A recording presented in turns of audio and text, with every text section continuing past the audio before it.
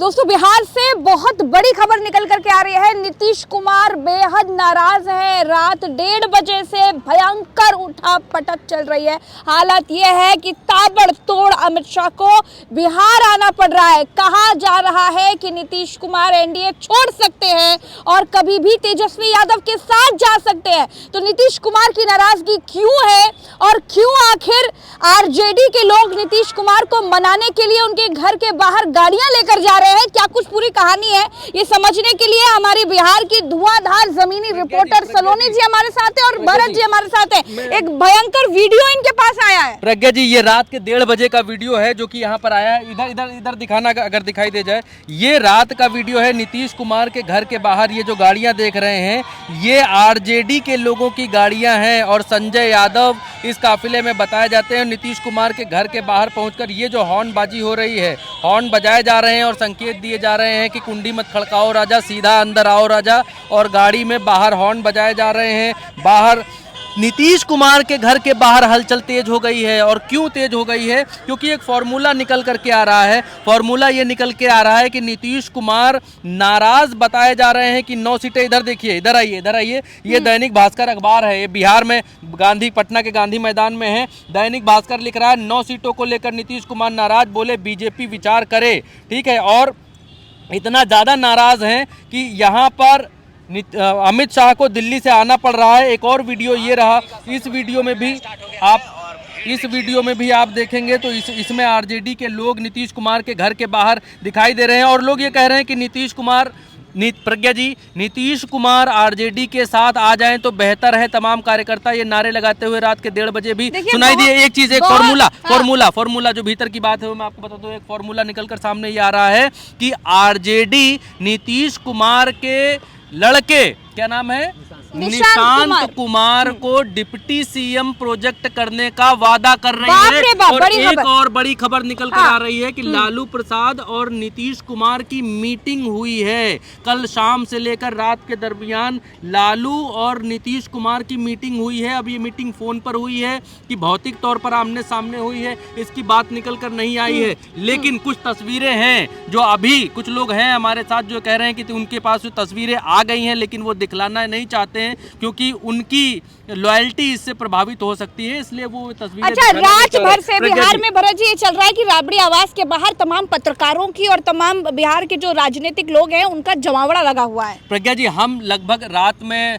11-12 बजे के आसपास हम पटना एंटर हुए हैं और जैसे ही पटना में एंटर हुए उसके बाद ये खबरें आने लग गई कि नीतीश कुमार बेहद नाराज हैं और उनके घर के बाहर मीडिया का जमावड़ा लग गया और आरजेडी के लोग अपनी गाड़ियां लेकर वहां पहुंचे और बहुत सारे लोग ये वहां नारा लगाते नजर आए कि चाचा आ जाओ और तुम्हारे साथ वहां धोखा होगा, दगा होगा। और उसके बाद एक फॉर्मूला निकल कर आया कि आरजेडी में नीतीश कुमार के लड़के को डिप्टी सीएम प्रोजेक्ट किया जा सकता है, जिस पर नीतीश कुमार को ये प्रोजेक्शन अच्छा लग रहा है क्योंकि उनके ये बात मालूम है कि भारतीय जनता पार्टी के साथ रहकर उनका जो भविष्य है, उनकी पार्टी का भविष्य है, वो सुरक्षित नहीं है। प्रज्ञा जी, बिल्कुल।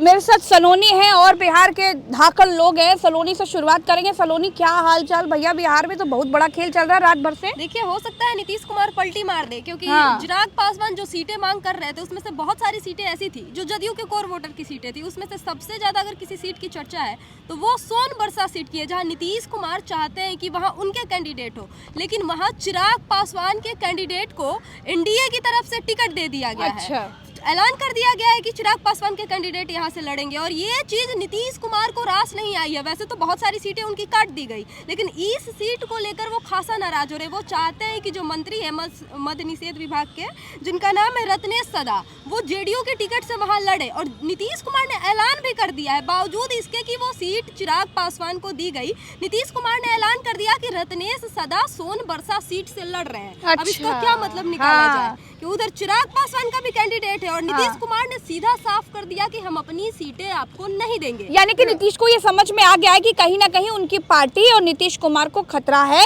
और राजनीतिक तौर पर खत्म ना हो जाए, इसीलिए एक बड़ा कदम उठा सकते हैं। अभी तक तो नीतीश कुमार अचेत अवस्था में थे, उनको कुछ समझ नहीं आ रहा था, लेकिन जैसे सीटों का ऐलान हुआ और उन्हें दिखा कि हमारे पैरों तले जमीन खिसक गई है, जिसके बाद नीतीश कुमार अब होश में आ गए हैं और लगे हैं राजनीतिक रूप से एक्टिव होने और लगातार जो सीट कैंडिडेट है उसको लेकर एक एक सीट के ऊपर एनालिसिस कर रहे हैं क्या कि बात कहाँ हमारी वोटर खिसकाने की कोशिश की जा रही है, कहाँ हमारी जमीन छीनने की कोशिश की जा रही है। बिल्कुल। जिसके बाद से ही पूरे पटना में ये हलचल तेज हो गई है और कहा जा रहा है कि हो सकता है चाचा का मिजाज इस बार फिर से बदले, क्योंकि जिस तरह से चीजें सामने हो रही है। बिल्कुल मिजाज तो बदलेगा और ये समझ भी आ रहा है, क्योंकि दोस्तों हम लोग रात भर से, हम जितने लोग दिख रहे हैं आपको, रात भर से डटे हुए हैं और देख रहे हैं, क्योंकि बिहार में हलचल बहुत तेज हो गई है। एक और कुछ भरत जी लेकर आए कोई जानकारी? बड़ी खबर निकल कर आ रही है, बीजेपी ने 48 कैंडिडेट्स को टिकट दे दिया है, ऐलान कर दिया है, सिंबल दे दिए हैं, इधर भरत जी सिंबल दे दिए हैं। विक्रम से सिद्धार्थ सौरभ, मोहनिया से संगीता कुमारी। हाँ, क्या कह रहे हैं आप लोग?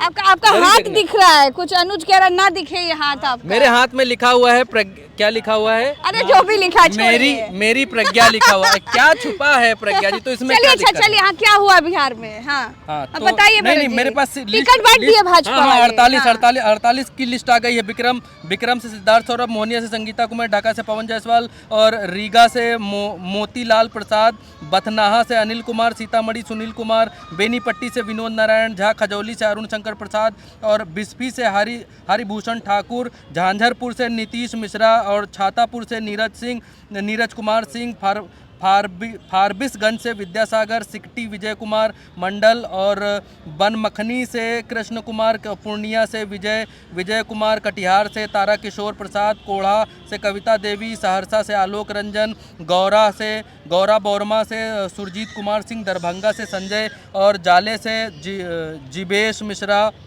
लौरिया से विनय बिहारी। और ऐसे करते प्रज्ञा जी 48, वजीरगंज से वीरेंद्र सिंह गोपाल से कुसुम देवी, प्राणपुर से निशा सिंह और दरौंदा से कर्णजीत। ऐसे करते करते 48 प्रत्याशियों की सूची घोषित कर दी है। भाजपा एक तरफ सूची घोषित करती जा रही है, दूसरी तरफ नीतीश कुमार नाराज बैठे हैं प्रज्ञा जी। और तीसरी तरफ बताया जा रहा है कि जैसे तेजस्वी दिल्ली से आए, सारे जो है टिकट विकेट बटना बंद हो गए और बहुत सारी चीजें हुई है। हमारे साथ ये बिहार के बहुत धुआंधार युवा है, हालांकि ये पत्रकार नहीं है, लेकिन राजनीति की समझ इनको बहुत ज्यादा है। बहुत जल्दी हमको लग रहा है इनको बड़े नेता के तौर पर देखेंगे तो प्रवक्ता के तौर पर देखेंगे।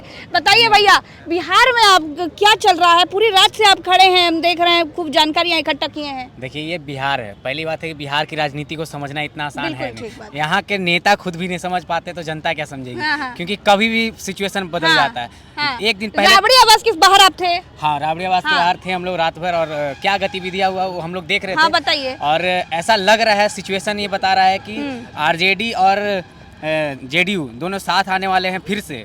जो मतलब कि बोलते हैं ना कि सेकुलर और वो जो फिर से वो टीम अप होने अच्छा, अगर साथ आ गए तेजस्वी यादव और चाचा यानी नीतीश कुमार, तो क्या बिहार के लोगों में जो एक नैरेटिव सेट कर दिया गया था कि नीतीश कभी भी पलटी मार लेते हैं, इनका कोई अपनी विचारधारा है, उसका कोई नेगेटिव असर तो नहीं पड़ेगा? कोई असर नहीं पड़ेगा। देखिए, दरअसल होता क्या है, क्योंकि बिहार अगर नीतीश कुमार से खफा है अगर, तो सिर्फ इसलिए खफा है कि आप बीजेपी से क्यों मिले। अच्छा, खफा नहीं है कि आपने काम नहीं किया, ऐसा नहीं, काम उन्होंने किया, बट वो जब जैसे ही जाकर मिल जाते हैं बीजेपी से, तो उनका माइंडसेट और काम करने का तरीका जो है वो थोड़ा लूज पड़ जाता है, मतलब पूरा फोकस नहीं रह पाते। और वाकई में सामने कैमरा के सामने आने से रोक दिया जाता है नीतीश जी को।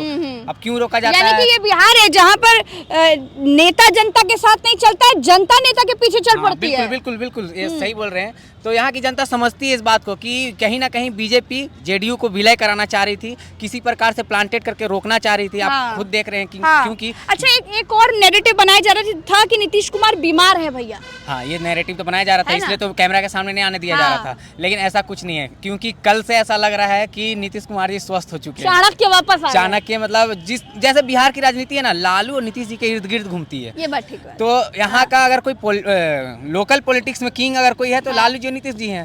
तो कोई भी घुमा लेगा, ऐसा बात नहीं है कि बात नहीं है। और दूसरी बात कि नीतीश कुमार हमेशा एंड टाइम पर आते हैं और एंड टाइम पर कमाल करके चले आते हैं। तो क्या कुछ होने वाला है वो हम आपको लगातार बता रहे हैं। बिहार है ये, यहाँ कभी भी कुछ भी हो सकता है। बिहार के लोगों से बात कर रहे हैं और बिहार की में जो रातों रात समीकरण बन रहे हैं वो आपको बता रहे हैं। और अभी मैं खुलकर कह रही हूँ कि देखिएगा आने वाले समय में कुछ बहुत बहुत बड़ा बदलाव होने जा रहा है। देखते रहिए उल्टा चश्मा। उसी चैनल को सब्सक्राइब करिए, वीडियो को शेयर कीजिए और आपके मन में जो भी राय हो वो नीचे लिखकर बता दीजिएगा। नमस्कार।